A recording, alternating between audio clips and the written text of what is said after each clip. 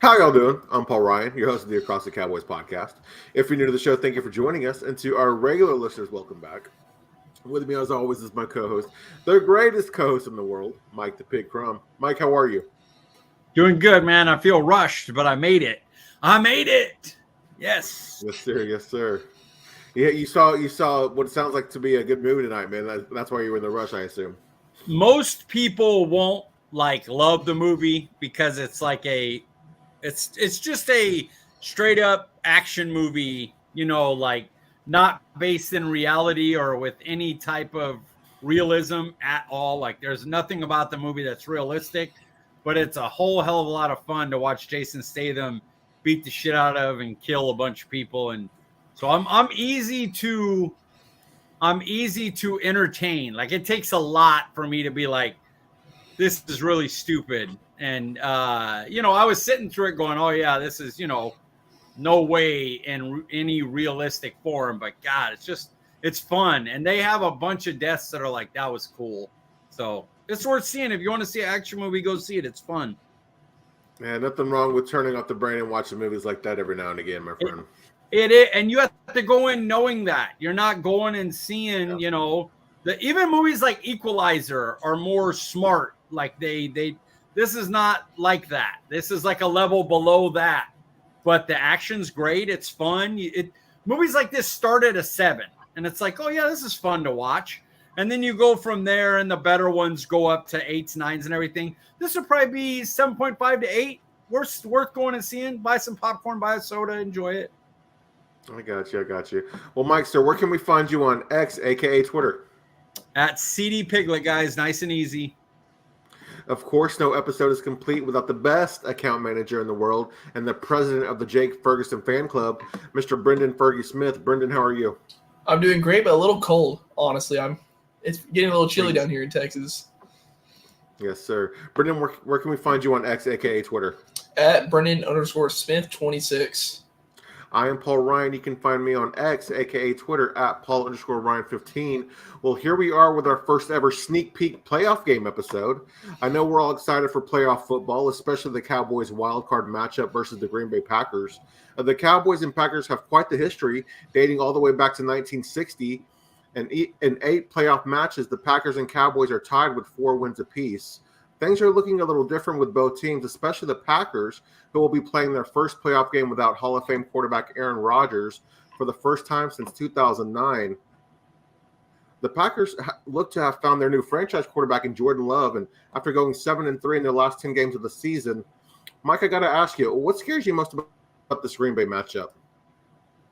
I guess I would say that Dallas sometimes doesn't, play. It could play down to competition, or man, it's been a minute since they've done that though. Really, I don't know. Sometimes I don't know I guess what scares me is you never know what could happen any Sunday, and if you just have a bad day and the ball bounces wrong and you get the wrong penalty at the wrong time, you could, lose and then you're out. And that's scary. But matchup wise, Aaron Jones is a good running back and he kills us a lot. But I don't know. I don't see a lot of ways Green Bay can impact us if we come and we play how we should play now that the tournament begins. So we'll see how that goes. Brenden, what scares you about this matchup, if anything? Us. Honestly, it's just us. It's not even just playing down a competition. It's like your team comes out.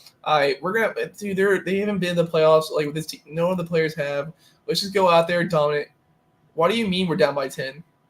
Like, what do you mean we had to punt 3 straight drives? It's just ourselves. That's the only thing that scares me. Aaron Jones, yes, because I'm terrified of honestly any running back I see. But yeah, it's just us.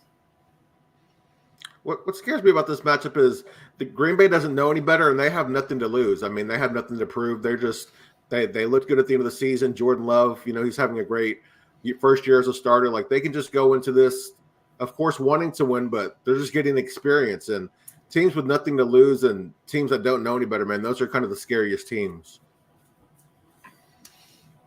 Our team is beyond that now. They need to handle business here. They're elite at home. This team, and it's not even youth because our team's the second youngest team. So it's not like there's some young team and we're the old whippers, we're to get off our lawn. We're the second youngest team past them, and we have tons of experience on our team. So it's like there's really no excuse. They just need to go in and play up to their capability. Like that what we fear is over 27 years. It's not about this Cowboys team versus this Packers team. It's that for 27 years we've seen our team like, man, is this the year we're gonna do it? And then some shit happens, Dez catch or Romo drops the extra point, field goal, whatever it was. But something happens in games for some reason with Dallas, and so we're pessimistic about it. So that is more what it is than when you look at this matchup. It's not one where you're like, well, when you break down this and that, Green Bay can do this. Like, they really can't. They can't hang with us. They're not good enough if we play. So that's the worry. Will we show up and play? Absolutely. Mike touched on this a little bit, but Brenden, are we underrating how much Aaron Jones can impact this game? I think most fans are. We are the more talented team, easily top to bottom. We are the more talented. We had 9 All-Pros. Like, are you like hi, dude? What? But it's Aaron Jones has killed us in the past, and just the run game with better teams have beat us in the past with just the season. But I like the confidence from Marcus Lawrence. He's like, you gotta play me too. I'll meet you in the backfield. So I think we are a little bit. I think the defense will be ready. Mike, what about you? Are we underrating Aaron Jones at all? I think Aaron Jones is one of the tough. He comes to play for Texas. He's from Texas. He has I think it was like 62 carries for 362 yards against us in the last 3 games that he's played. Now, a lot of that is most likely we're scared to death of Aaron Rodgers and we're playing the pass all game. And we'll live with Aaron Jones beating us up, over getting killed by Aaron Rodgers. So I think the game plan will be a little bit different as far as keying on Aaron Jones when it's Jordan Love. But yeah, he's played us really well. He's that one matchup that you're like, you can't let him kill you today. Like, you can't let them stay in the game by getting 6-yard runs on first down consistently. Like, you can't allow that. So yeah, he's going to be a problem. Well, we know that Dallas is the more talented team from top to bottom, but is Green Bay's inexperience Dallas's biggest advantage in this matchup, Mike? I think, that's a good question. I'll note it. I haven't barely went over the show sheet, so I didn't even get this question. So I'm going through in my head, like I know their offensive line is going to have trouble with Micah Parsons. One of their tackles, I think it's the left tackle, is not great. That's going to be a problem for them. And just, you don't know how Jordan Love's going to play in this scenario. You know what I mean? You know what's coming at you with Dallas's pass rush. And they have Dante Fowler's a third stringer that comes in and gets sacked. So they're going to be coming after him. You don't know how he's going to react, especially if they stop the run game. So, yeah, I'd say inexperience is up there, but I think just overall talent, like Brenden said, 9 All-Pros. Like, we have a crazy talented team. And the reason that we keep losing to Niners, because a lot of these players have been on the team before, is Niners are the one team with more of them. Talented players matter, And so I think the main matchup is the talent differential. And then, yes, inexperience would be another thing because we've been them, before. So, and we have a quarterback that's got a lot of playoff experience now. So 6 games, this is 7th game. So, inexperience is an issue. It's top 2. Brenden, what are your thoughts? Do you have anything to add to that? Inexperience, it sounds weird for me to say it, but it's just the wild cards. So it's like your first game.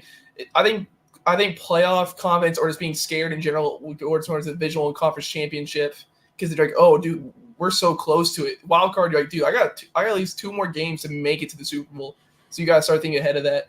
Also, LaFleur has been there multiple times, going to the NFC Championship multiple times, losing to the Niners. But still, he has the experience, so he knows how to get up their guys. Mike's right. It's the talent.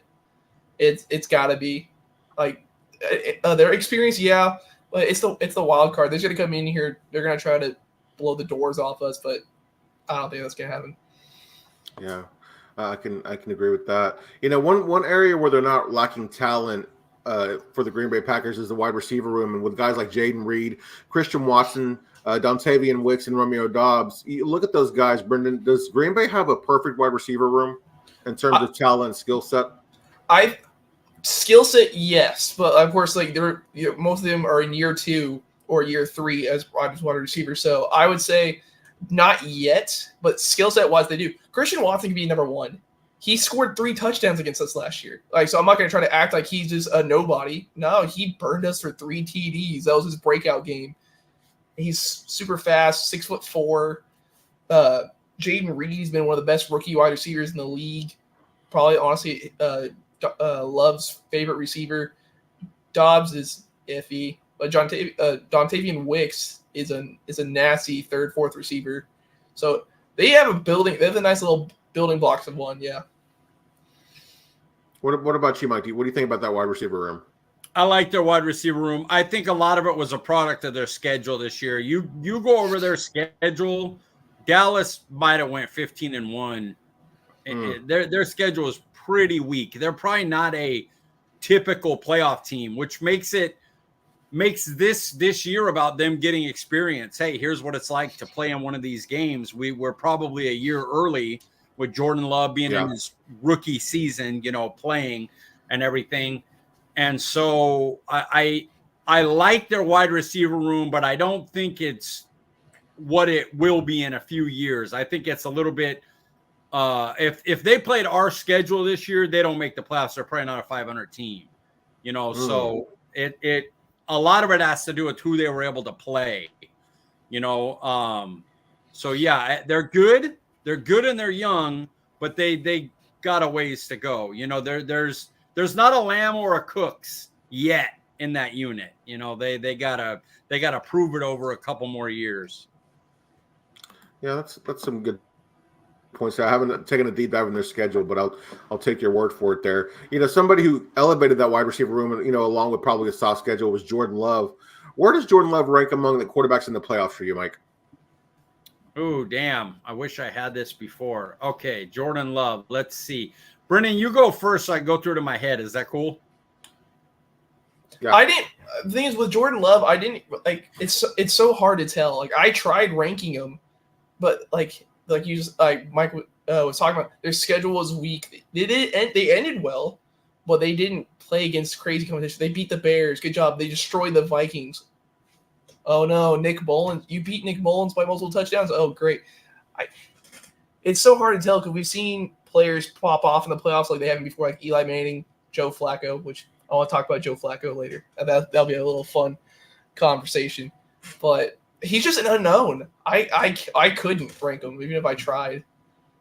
I think the only quarterback he's really probably better than for sure would be Flacco. He's not better than Stroud. I don't know if he's actually better than Goff right now, but obviously he's not better than Lamar. He's not better than Mahomes. He's not better than Dak. See, with us saying Stafford, that, you might be able to have a conversation maybe, but I don't even think that's much of a conversation there.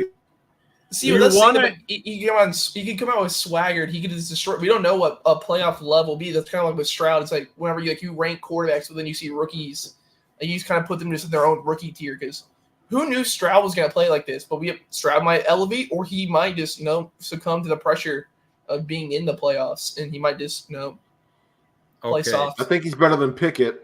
Kenny Pickett for sure. It's not Pickett. Okay, that's fair. I'm just saying he's better than any quarterback on the Steelers. How about that? That's fair. I think he's over the Steelers quarterback. I would also put him over Flacco. Flacco's thrown a lot of interceptions, and Jordan Love second in the league in touchdowns this year. I would give him those two. Let me look. Not over him. Baker. maybe. Oh, yeah, Baker Mayfield.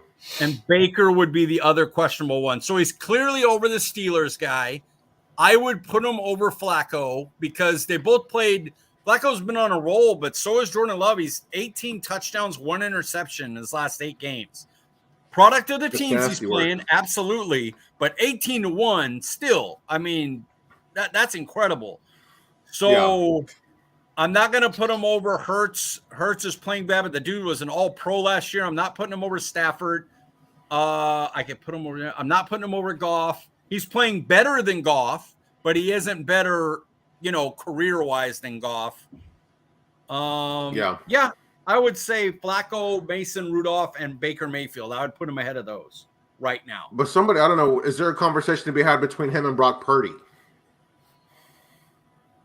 I would have Purdy. Just because. I wonder if Jordan Love was in Shanahan's system and Purdy Jordan Love was in Shanahan's system, he's probably better. That's fair. He probably is. Talent-wise, he's better than Purdy. Talent-wise, yeah. But, I think it's fair to say that Purdy should not have been like the last pick in the draft either. You know what I mean? If we're like going by how they're playing right now, he would be above a lot of people. Like, he's playing better than Jalen Hurts. He's playing better than Baker. Sure. He's playing better than Goff. He's playing better than Purdy. I'm not putting him ahead of Stafford right now. No. Or Lamar Jackson or Dak. No. But he's played better than Josh Allen over the last few. Josh Allen's played great, but people forget that they took the ball away from Josh Allen. They started running more and doing that when the Bills started to improve. He's playing better than Patrick Mahomes right now. He's not better, people. I'm not an idiot. I love Dak Prescott. I think Dak Prescott's playing better than any quarterback in football right now. He's not better than Mahomes. I'm not stupid.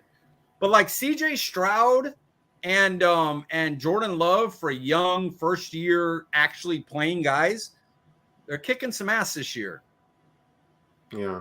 So Mike, I'm sure you wrote a little bit about this, but we'll do some Mike's view from the sidelines here. What are Jordan's Love's strengths and weaknesses? Weakness is definitely getting him on the run. He's great in the pocket. He's bad mobile. He's not good when he's on the move. So that's going to be a big key. He's also, it's weird because the worse a defense gets, the better he is at throwing against man coverage. But against better defenses, he's much better against zone than man. So I think with Dallas, I think they are a man team, and I think he's going to struggle with that. They do bunch a lot to set up reads for him. It's hard to play man coverage in a bunch. I think Dallas will attempt to do that. He also takes a long time to throw. Like his time to throw is like in the 2.7s, and Dallas's time to get to the quarterback is under 2.7. And so just naturally, our pass rushers are going to get there often before he's able to throw it if they stick to their typical game plan. So if I'm Dallas, I don't blitz a lot. I like to pressure. I'll pressure 4 or 5, but I'm not all out blitzing. I'm playing a lot of man, and I'm trying to get there with my 4. But the key is going to be to not let Aaron Jones go for 6 yards of carry and set up short fields. If it's 3rd and 6 or longer, Love's going to struggle against us in man coverage with how quick we are to the quarterback. Yeah. So we've talked a little bit. I know you were saying their schedule and everything, but when being second in TD passes, that's nothing to sneeze at, especially your first full year as a starter. Of course, I know you mentioned the soft schedule, but do you feel that he elevated his receivers, and maybe did he benefit a lot from LaFleur's system? Can you talk a little bit about that? Yeah, definitely. LaFleur has set him up to succeed. He's clearly a high quality play caller. He's one of the better ones. How you doing, Prescott? I do think it's hard to say he elevated because last year was Aaron Rodgers. So of course, Aaron Rodgers and Watson, you've seen what he does to elevate a receiver. Like he made Watson look like he was going to be a guy coming out, a big time player. I think he's done well with what he's had with the injuries and stuff, but I do believe that the schedule more elevated the quarterback and the receivers play than anything else. So LaFleur is good. I'm not going that far into Love to say Love elevated people. I would say it's schedule, defenses they played, then LaFleur, then the quarterback after that. All right. Well, of course, the playoffs, man, only the best teams make it more often than not. So I thought it'd be kind of fun to rank our 5 best players, non-quarterbacks that are in the playoffs. Brenden, start us off. Who's your number 5 player? Who you think is the best player, non-quarterback in the playoffs? Technically my number 1? Or Let's start with your number 5. It's hard. It was hard to gauge, but I said Micah. Oh, okay. It's hard to see, hard to put where to put him because it depends. Yeah, for sure. This was not easy. Oh, not at all.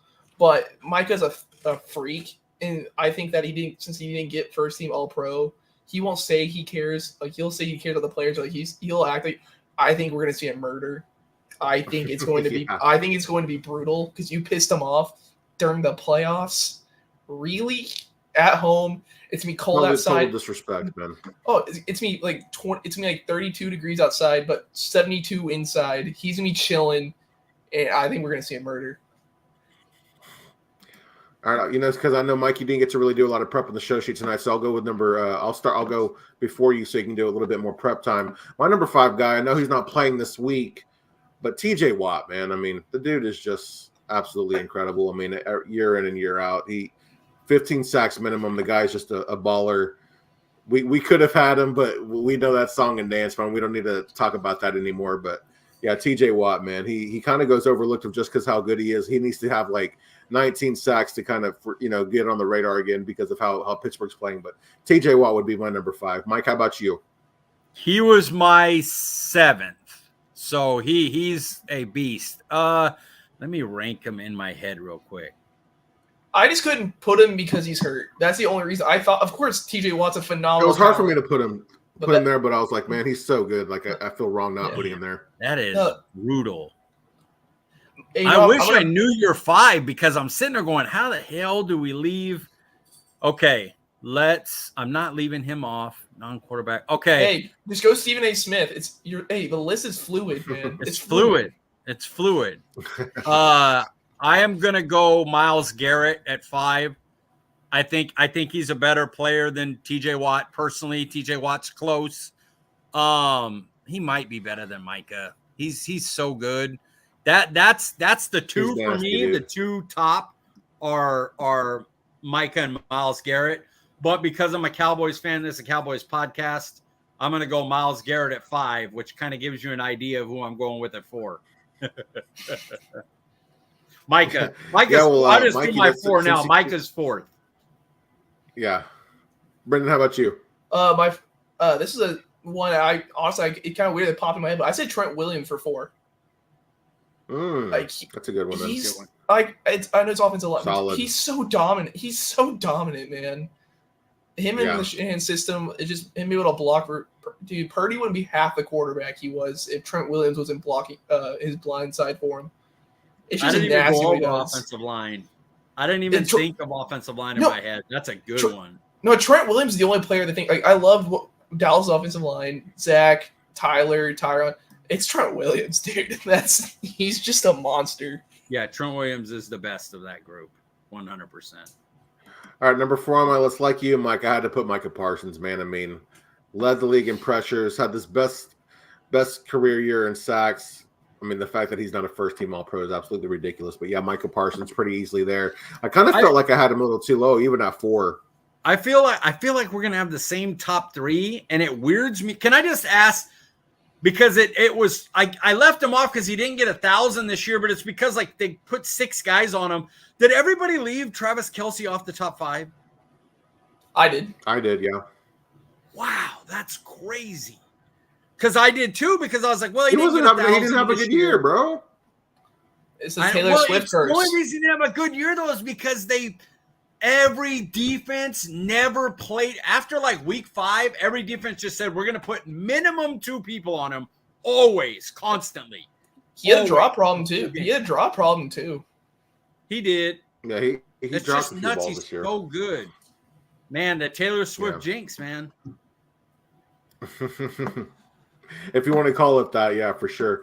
All right, number 3 on my list. I mean, this guy's insane as well, but Mr. Chris Jones. I mean, come on, dude. Nasty guy. Wow. So you left one of my straight top defense. 3 too. Oh, shoot. How about you? Who's your number 3? I just not realized who I left off on my list, but I said Myles Garrett. It's not. What the hell is happening right now? Hey, it's not because I think he's better than Micah, but for the Browns defense to do something, Myles Garrett has to be involved. Micah usually does, but you have so much talent on this defense. You see a play, you see number 95 in the backfield. He's just also if it was the Steelers, we'd see in a snow game him grabbing Mason Rudolph's helmet off and stuff. That'd be crazy, but it could have been. There's no need to explain Myles Garrett above anyone defensively. He's as good as Micah Parsons. He's great.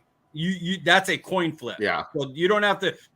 It's a Cowboys one, so I put him ahead of Myles Garrett, but they're basically even freaks. They're disgusting players. I kind of ranked it as players that the team needs to play great. That's how I kind of went with it. Like Micah, of course, I'm going to the game, so I would love to see Micah pop off. Of course, you're going to need a sack from him, but you need Myles Garrett to pop off.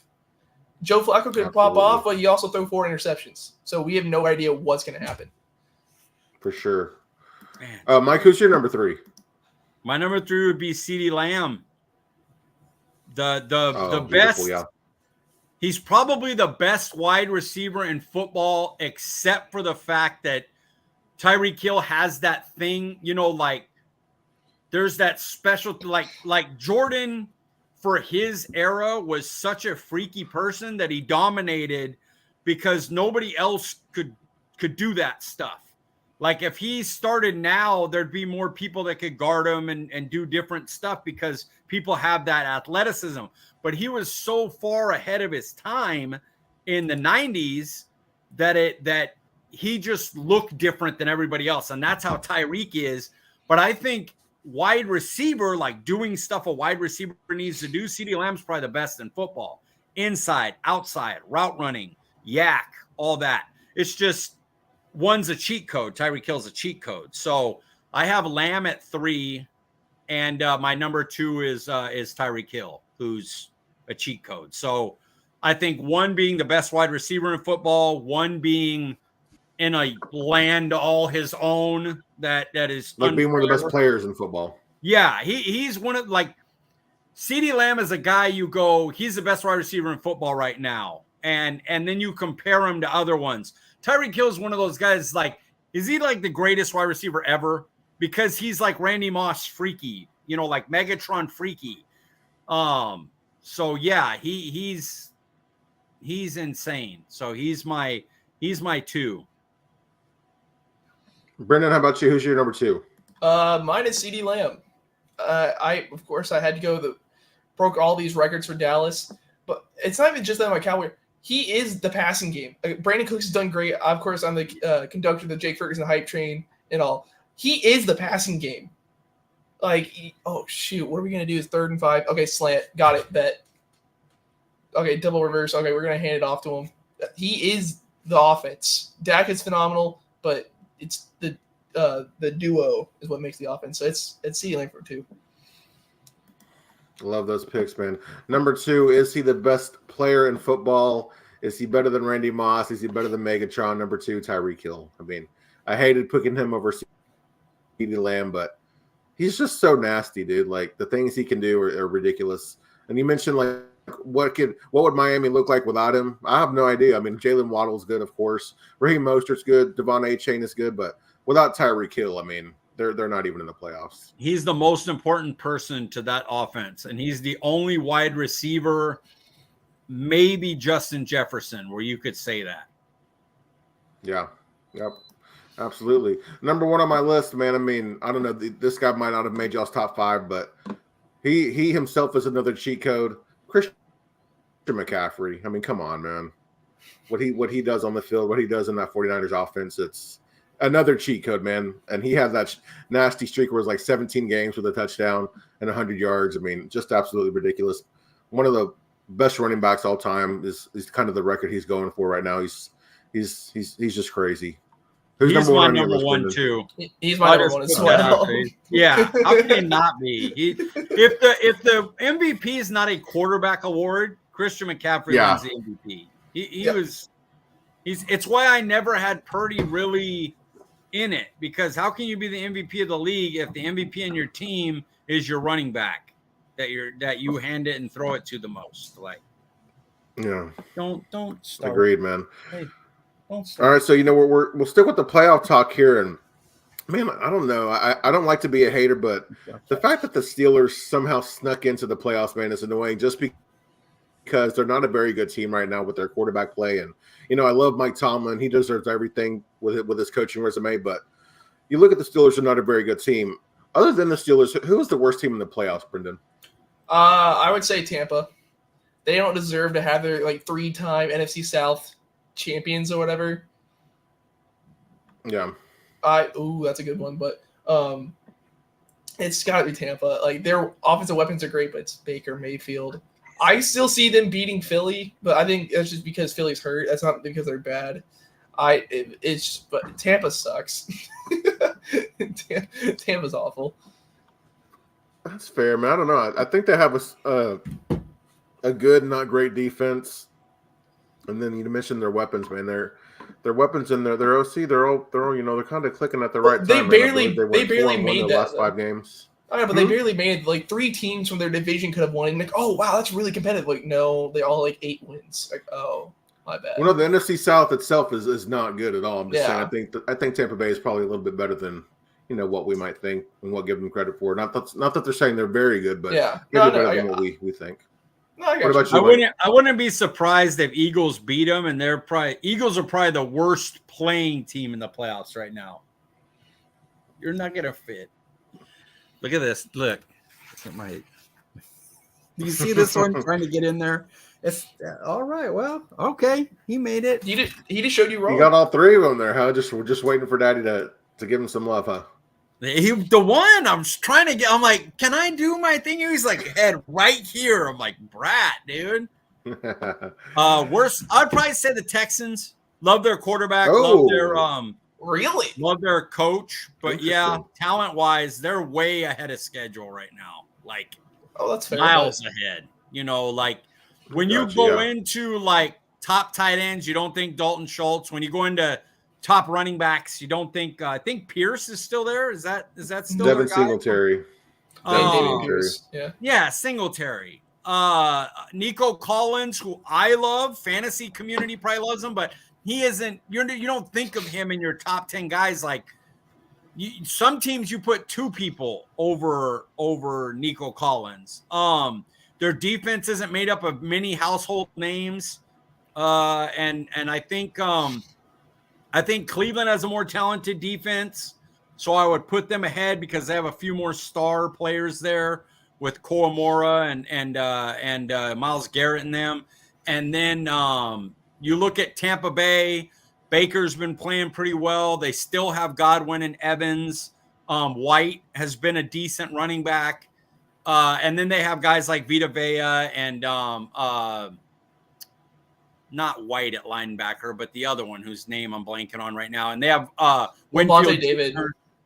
Yeah. Levante David. And so I would say the Texans. They're Texans are probably 2 years ahead of schedule because their quarterback looks to be pretty special and their coach looks to be pretty special. But the roster isn't built like they should have a home playoff game. The Jags choked, man.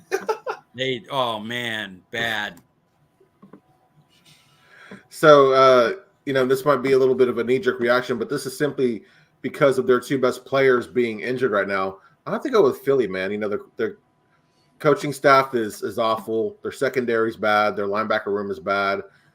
Devontae Smith, he's banged up. A.J. Brown's banged up. Jalen Hurts is banged up. Man, they're just kind of in shambles right now. So I'll say heading into the playoffs, I think Philly might be the worst team. They're playing the worst by a mile.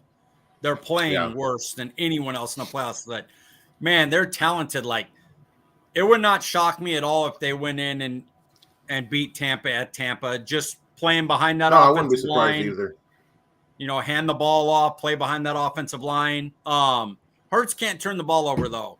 Their defense is really bad, and you have to know that, and you have to protect the ball. Punting is fine. Sure. Absolutely.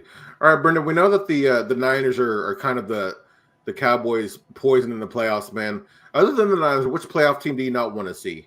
Of course, I read this question in more of only NFC.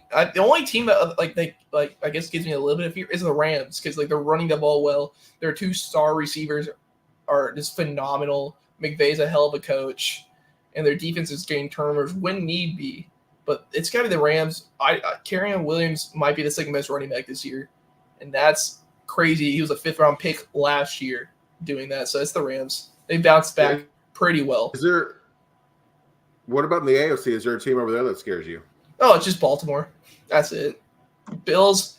Give me a rematch that's not either rainy or snowing, where you don't run the ball 49 times. Give me a rematch. Dolphins don't scare me. Chiefs don't. Yeah.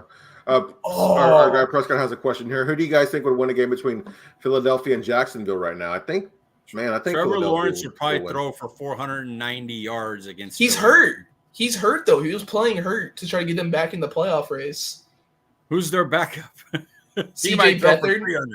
CJ Beathard. It will depend on if Philly is willing to just hand the ball off and go, we're going to take the game away from our quarterback who might turn it over, and we're going to try to keep our defense off the field. They got to go Minnesota, where they just did halfback read option and handed it to the halfback like 40 times straight. That's their, and they could do that and win. They have that kind of offensive line. But we'll see if they'll if they do that, and if when the quarterback needs to hit a 3rd down or hit in the red zone, can he do that?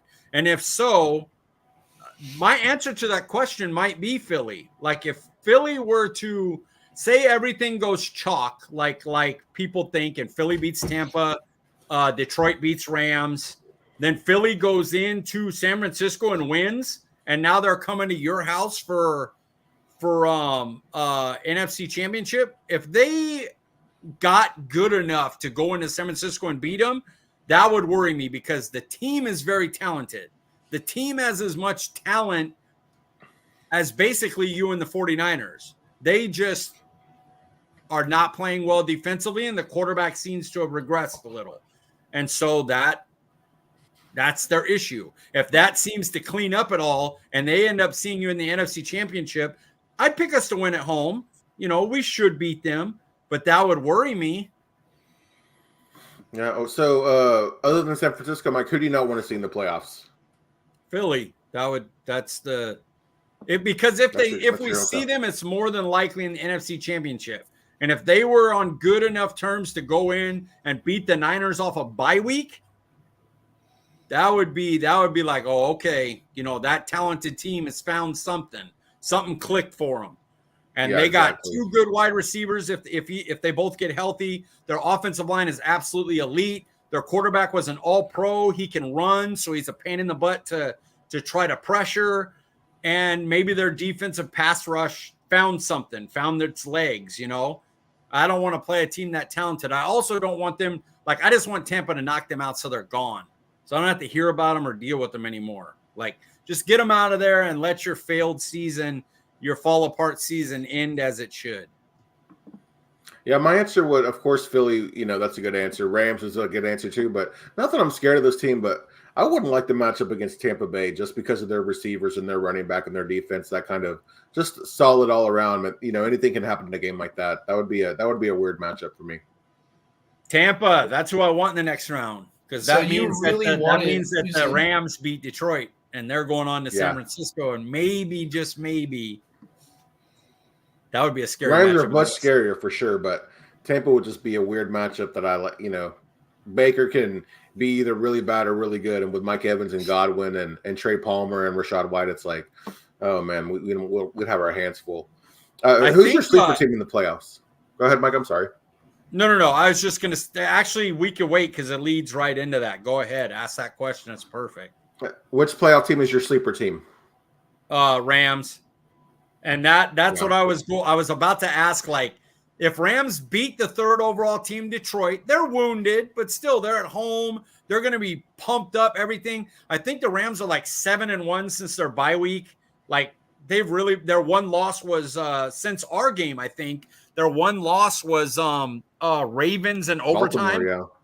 And if they went in and beat Detroit, then went to Niners off a bye, who were preparing and getting ready at home, and they went in and beat them, how terrified would you, even at AT&T? Dude.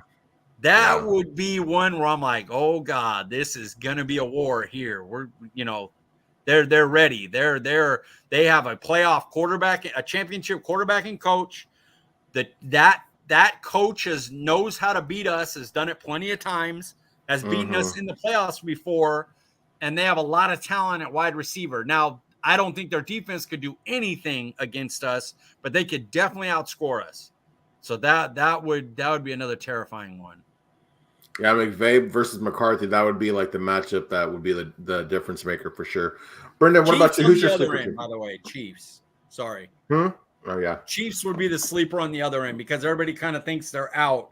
But when you have a good defense and Patrick Mahomes. Yeah, Brenden, give us your AFC and NFC sleeper teams in the playoffs. AFC, like I said, I can't really judge a quarterback till I see what they. I like the Texans though. Like they're playing with just like of course they're young. I feel like we've talked about D'Amico Ryans a lot here just this season, but like I love that hiring. Like honestly, I was kind of jealous. It's like Mike McCarthy's doing great, but he's just doing awesome. Oh, well, that's a question for you, Mike. Yeah. What did it say? Yeah, Prescott wants to know, Mike, where'd you get that bookcase? Oh God. Probably off the job. I used to move furniture, don't forget. So that's probably a 20-year. All of these bookcases are probably over 20 years old, and they were probably all gotten where somebody was moving and didn't want them anymore. And so we took them and then makeshift pins in them and put our own. A lot of times, a lot of the shelves are our own shelves that we got and put them together. All my books. One man's trash is another man's treasure for sure. Yeah, Houston was my sleeper team for sure in the AFC, and then it's hard to call them a sleeper team, but the Rams for sure in the NFC. Brenden, which team is on the verge of being upset in the playoffs? I'm only saying this because of the weather. I'm only saying this because of what I think the Bills. I think the Bills will. It's snowing. You don't have to throw the ball a lot. Of course, we got beat by the Bills running the ball multiple times. This is a Steelers type of game. Are you kidding me? Mason Rudolph's going to have like 10 attempts total, maybe. Najee Harris and who's their backup name? He's been doing well. I'm having a brain fart on their backup running back. Jalen Warren. Jalen Warren, yeah, dude, they've been playing great. It's going to be them. Oh no, bro! I'm a Disney. I'm everything Disney. This is all my stuff. Disney. This is my Disney. Star Wars. No, everything there is all mine. I bought everything in here.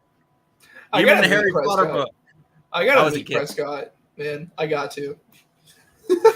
He's a legend.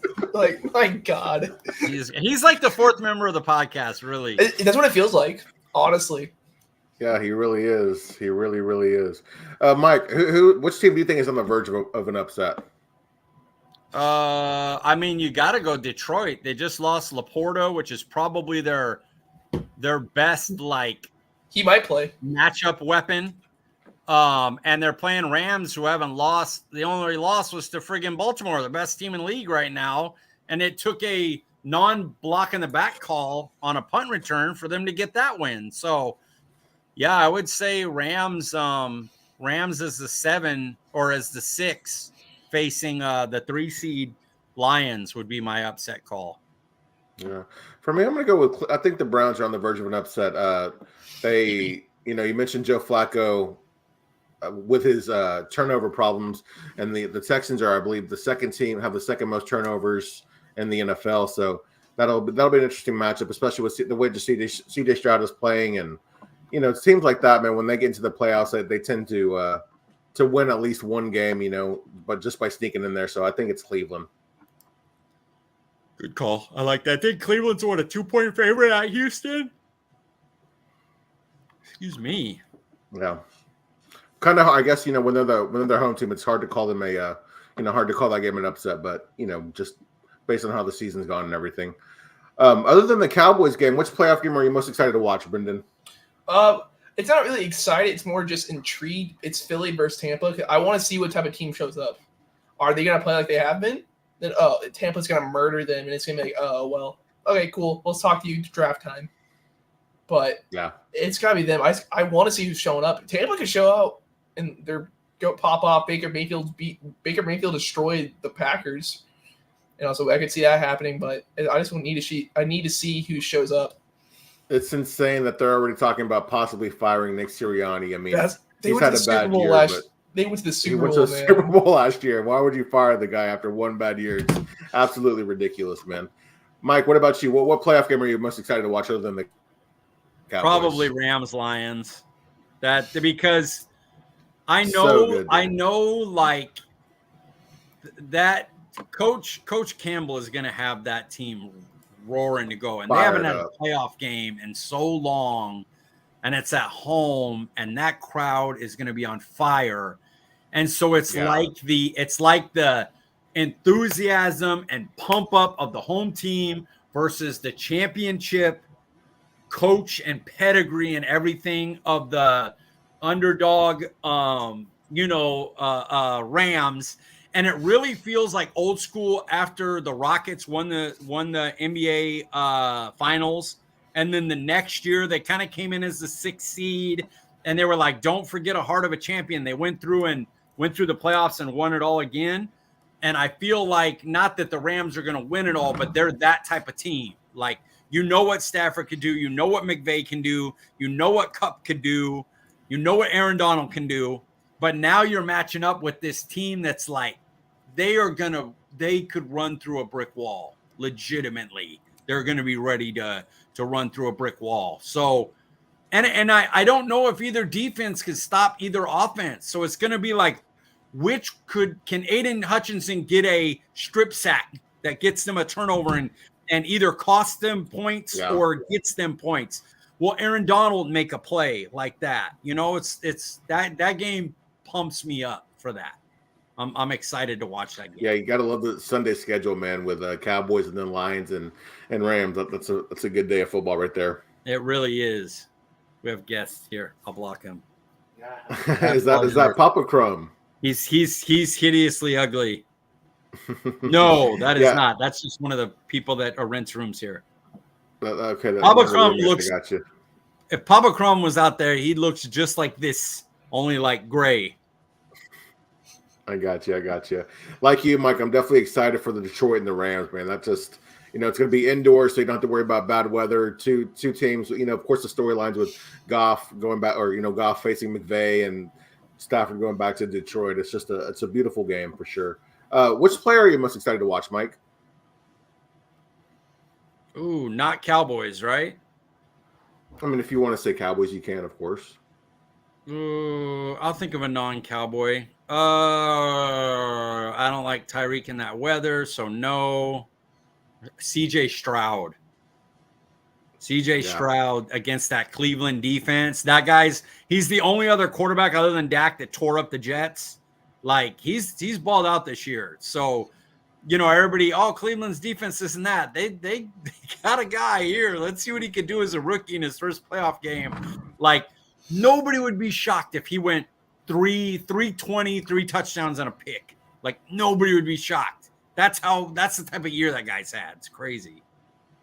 I wish Tank Dell was healthy for this game, man.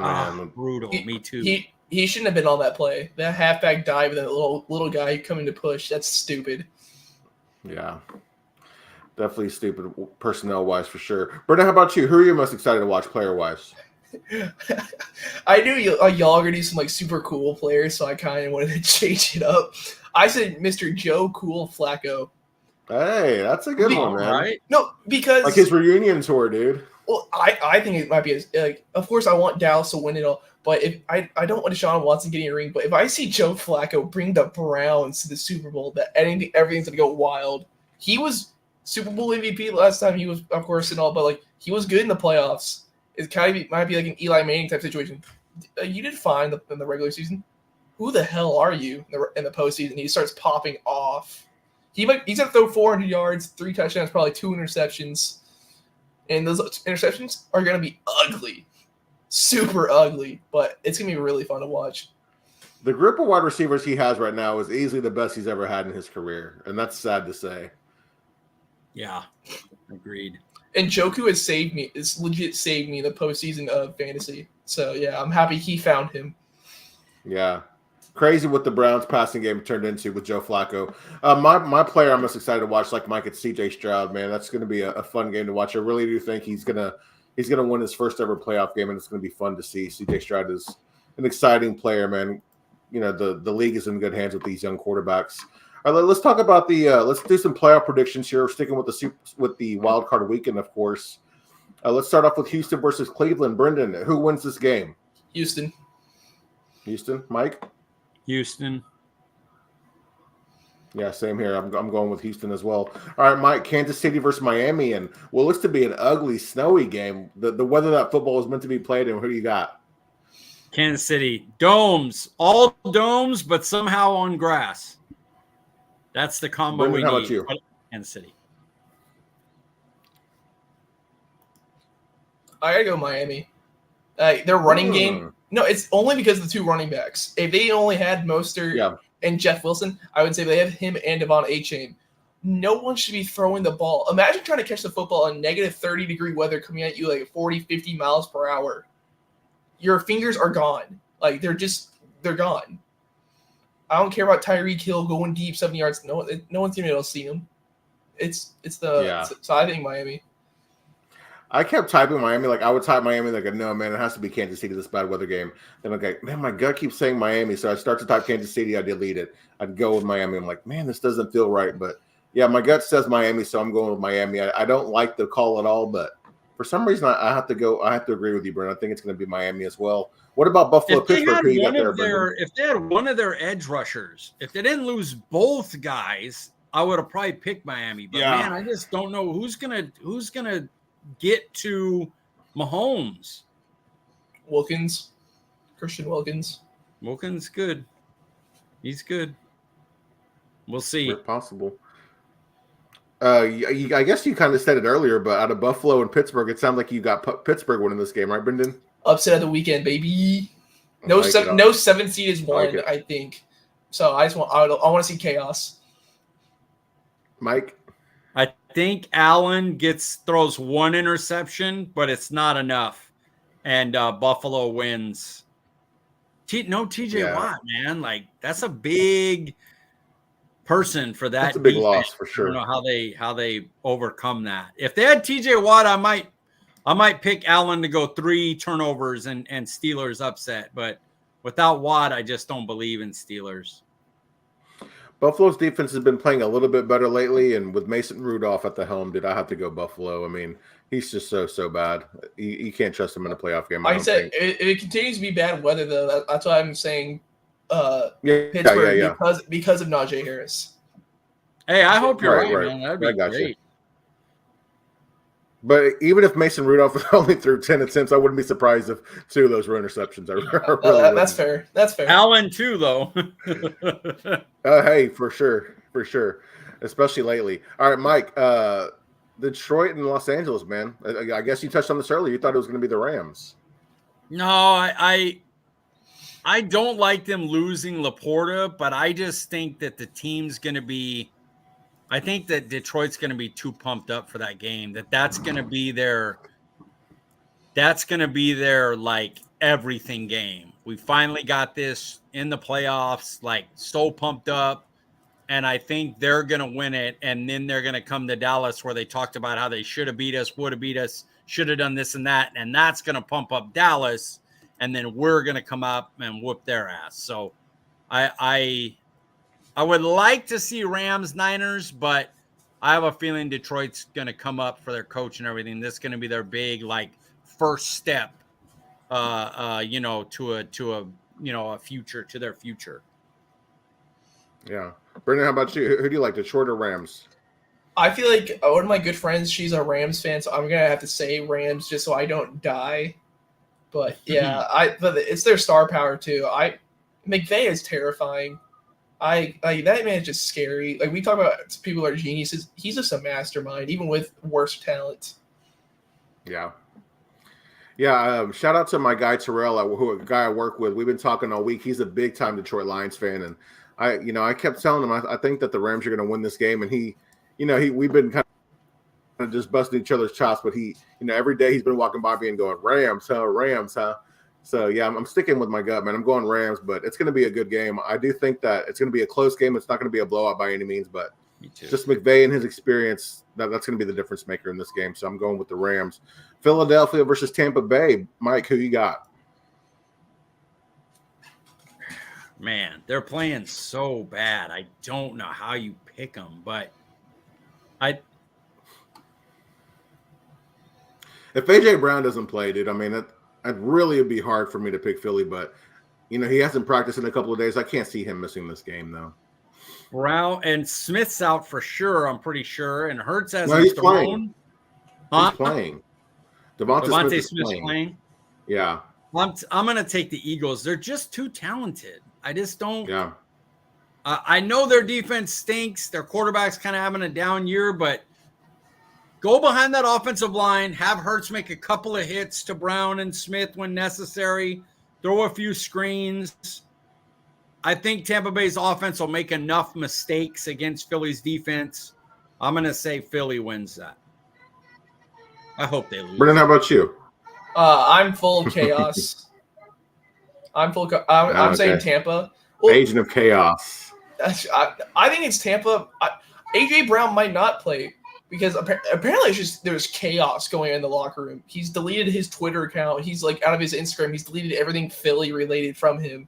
So honestly, I don't if he could play, and I could be completely wrong, which I'm completely fine with, but I don't see him fighting for this team.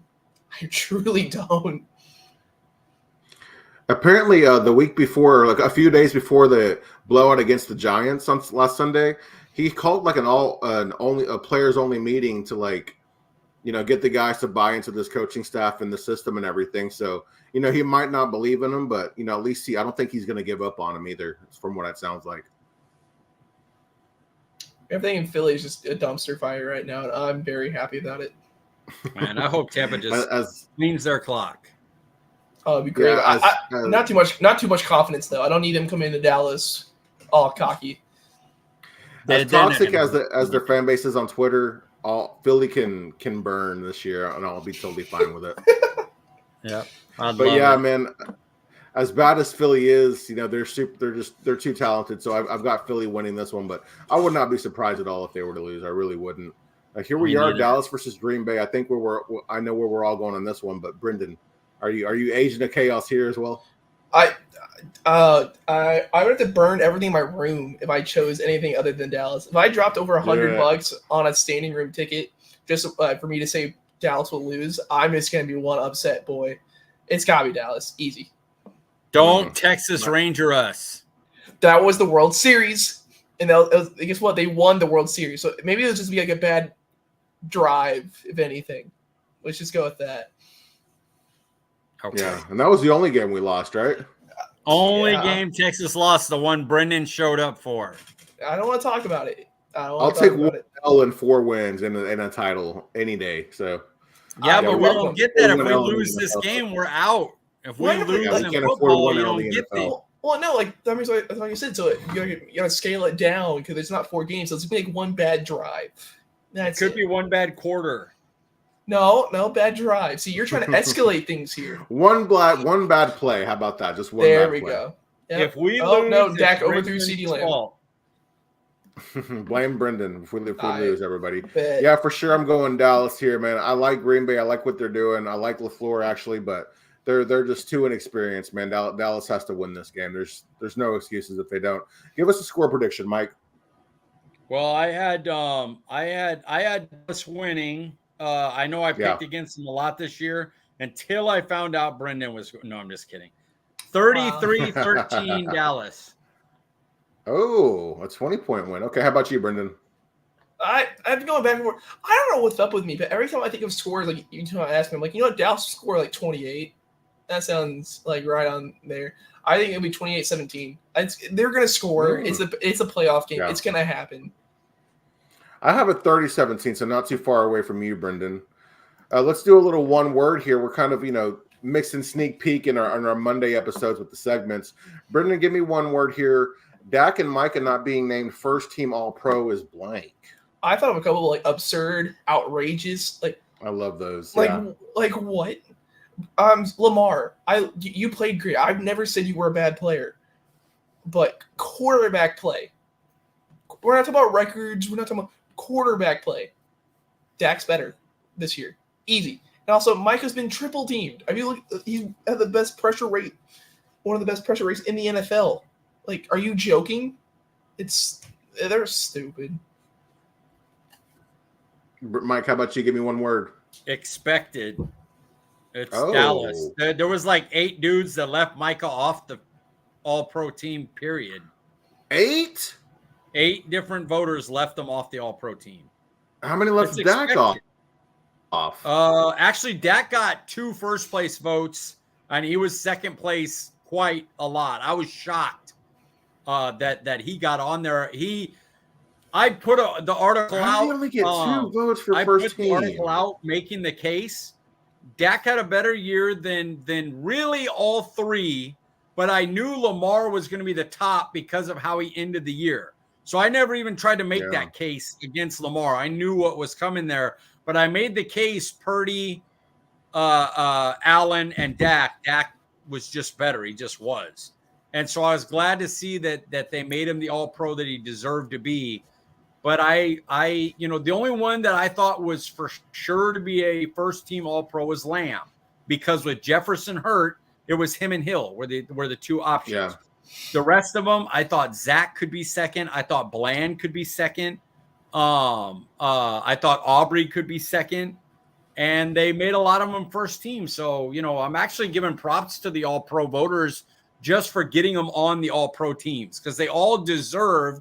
Micah should have been first team, but because of the way they label him a linebacker and they mess with his position, 8 voters probably were like, hey, he's a linebacker and I'm not putting him as All-Pro linebacker. And so they left him off, and so he barely made it on the second team. As selfish as this may sound, I would trade it. All the All-Pros that we have just for Dak to have been voted the first team All-Pro quarterback, because no quarterback this year was playing better than Dak, and it's just downright ridiculous that he didn't get voted as the first team. But my word for Dak and Micah not being voted first team All-Pro, I kept it pretty simple here, man. It's just flat out stupid. It's stupid. I mean, how do you not vote those guys first team, man? Mike, you made a good case as to why Micah didn't, but there's no reason why Dak shouldn't have been the first team. So like I said, it's pretty stupid. True or false, Mike? Dallas only loses this game if they beat themselves. Say that one more time. It broke in and out. I apologize. True or false? Dallas only loses this game if they beat themselves. True. Brenden? That's easily true. We are our own worst enemy. Other than the 49ers, the only other team that's better at beating us is us. Yeah, absolutely, absolutely. This is a new one here. I don't know if this is going to be a new segment or not, but I thought it'd be kind of fun. Since we're in the playoffs, over, under, Brenden, the Cowboys championship window is 4 years. Over or under? I'll say over, because you have a very young team, but it all depends on if Jones is actually paying everyone. I can totally see multiple players leaving. It's like, oh, Deron Blanchard have a contract. Okay, cool, you're gone. We'll find somebody else. You just gotta think about it. Like, Dak will be here. He's about to get extended because of his contract. CeeDee Lamb, if he somehow doesn't get a contract, then burn the organization. Like, no way we let Lamb walk. That'd be insanity. You should have paid him last year, and everything would have been fine. Mike is going to get paid. I think those are the players. Like, you'll lose a D-Law, so it all depends. I'll say over, just because I believe you'll still have your core. All right, Mike, how about you? Over under the Cowboys championship window is 4 years. I got to go over because as I look through the teams, even if Hurts remains his good play, or reverts back to last year, Kelsey and Lane Johnson are older and their defense looks annihilated, and they paid their old corners a lot of money. The rest of the NFC doesn't have good quarterback play right now, so we probably have a good 2 to 3 year window just on the fact that our quarterback's going to be the best one. Matt Stafford's getting older. The NFC South doesn't have anything there. The North, we got to see what Jordan Love could do, but they've got to build up a defense. We don't know what the Bears are going to do at quarterback. Detroit still has Goff. I don't believe he's as good as Dak. And then Niners will have to pay their quarterback at some point. And Trent Williams is getting older. CMC is getting older. So, yeah, just looking at how young the team is and we're the second youngest team in the playoffs right now to Green Bay. We have our quarterback locked up. I'd have to say over. When I first heard the question, I was like, oh, that's under. And then I started going through and I'm like, Super Bowl window means you can get to the NFC Championship playing to get in the Super Bowl for a chance to win. Yeah, they should be in that position the next 4 years until we see something from quarterbacks that show us differently. How crazy is it to think that, like, Dak, we have the best quarterback in the NFC, along with the second youngest roster in the entire NFL, and our quarterback is not only the best in the conference, but he looks to be taking another step, a step that we might not have even predicted he could take. And then we still have, one of the best wide receivers in the game, arguably the best defensive player in the game, or, probably two of the best defensive players in the game. And then, we just, and we draft super well. The best corner tandem going forward, the best edge rusher, a top 3 quarterback right now, give them top 5 at worst. Yeah. And we're not going to be paying the running back a lot of money. And our tight ends are both ascending. We have an all-pro left guard.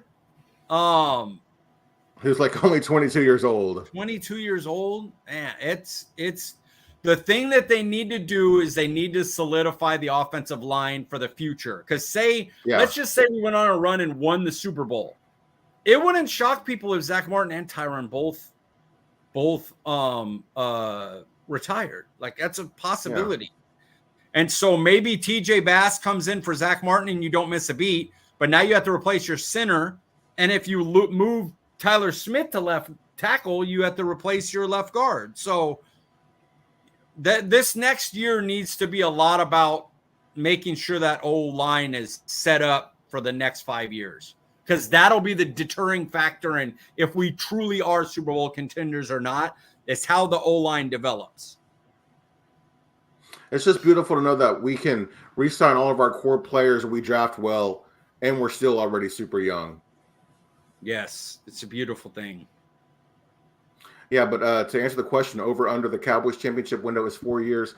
I'm going to go over, man. I mean, Dak's only 30 years old, and he's playing the best football of his career. So that's a scary thought, man. It's great to be a Cowboys fan right now. Yeah, you got to be excited. It's a gift. It's a gift and a curse. It really is. Absolutely. Oh, man, that's it. This is a good episode, guys. I enjoyed this one, man. I feel like we got to talk a good amount about the Cowboys without forcing too much, and then talking about every game this week, and I really enjoyed this one. The dogs are kind of reading my mind there about what's next on my plate. Are you brats? Hey, brats, say hi. What are you doing? This one's totally out. You don't even. Is the one on the right corner? Is that a German Shepherd? Yes. That's Jackson. He's a German Shepherd. He's a brat. He's totally out because I said his name. He didn't wake up. The one in the middle is a mix of a pit and something. He reminds me of Chase, the white pup. And the one at the end was a dog that was just kind of left in it. It was a guard dog for a warehouse. They just kind of left it out there with food. And it just didn't belong in that kind of job. Like, it wasn't a tough dog. It was like a sweetheart. And like, we didn't want to just sit out there. And so we asked the people, hey, do you have another dog you can bring? We'd like to bring that one home. And it took her a while to get like this, where she was like comfortable around everybody and good. And now look at her. Now she plays. Yeah, she doesn't. She doesn't look like she's got a guard dog in her, man. No, she was not. No, Cassie's not a guard dog. She's a sweetheart. Fat. But German Shepherds, man, those are beautiful dogs, man. That one, and it's got like the black nose and everything. That dog is. Yeah. He's just loud and annoying. Well, as I was saying, guys, I enjoyed tonight's discussion. Before we get you out of here, Mike, where can we find you on X, aka Twitter? Letter C, letter D, Piglet, guys. CD Piglet, nice and easy. Brendan, where can they hop on the train, sir? At Brenden_Smith 26. Guys, I'm Paul Ryan. You can find me on X at Paul_Ryan15. We appreciate you joining us, and we'll see you guys next week.